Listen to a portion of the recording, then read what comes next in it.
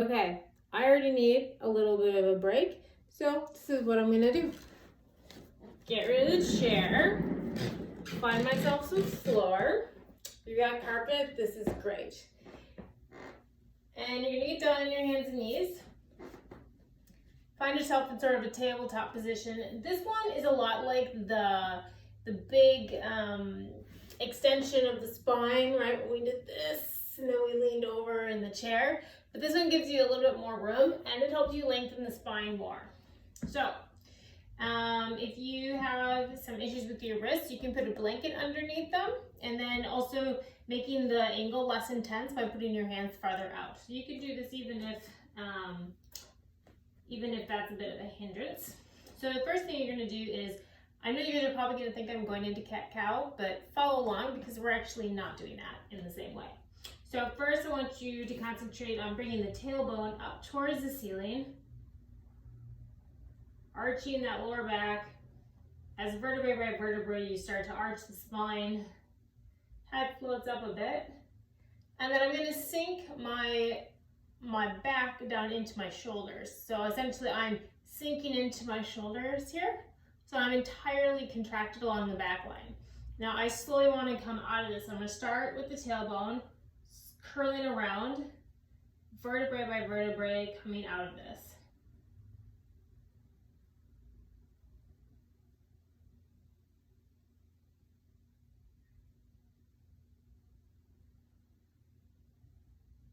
And once I get to my shoulders, I start to push the shoulder girdle away from the ground. You notice that my elbows are not locked, they're slightly bent. There, now I'm lengthening the entire spine. So I'm gonna go back into this again, starting with the tailbone, letting the spine curl vertebrae by vertebrae, letting the shoulders sink in so your front body comes closer to the floor, and then slowly starting from the tailbone, reverse. Making sure to breathe nice and slow.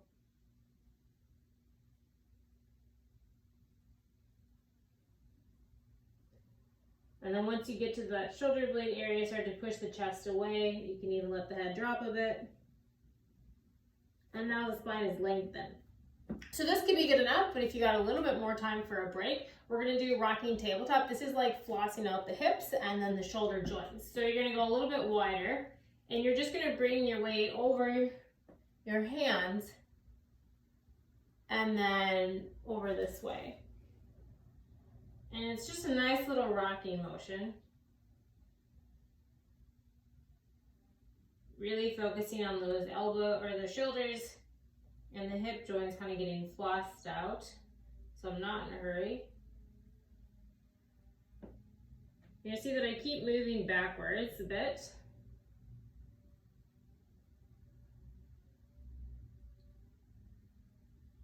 And this is sort of how we're gonna get the spine and those back muscles lengthened. It's bringing in both of these pieces that we just did together. So coming back in a more normal tabletop, my arm's gonna be out just a little bit. First, what we'll do is make sure we're square, tabletop, and then start to arch that back.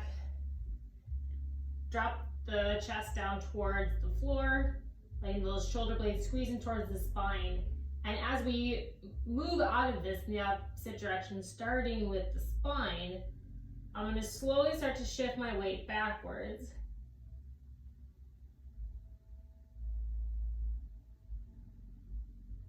Until I feel a little bit of a pull or a hitch or a stretch. For me, that's about right here. I'm starting to feel a bit of a stretch or a pull in my mid-back. So now I'm going to come back into where I started. Arch again, press the chest towards the ground, and then reverse.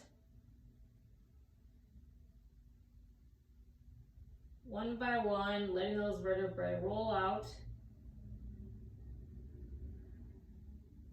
Getting the chest further away from the ground, starting to sink back. And now I feel it here. So I've already gained some length in my spine. So I'm gonna do it one more time. Arching, focusing on it starting from the end of the spine. So I slowly start to set back. Making sure to breathe and get some length through those muscles. And there's a little bit of a pull. I could do one more. But essentially, I found myself in child's pose, getting my back as long as possible. And I'm going to sit here just for a little bit and let that back enjoy that. Yeah, I can even tell. So nice.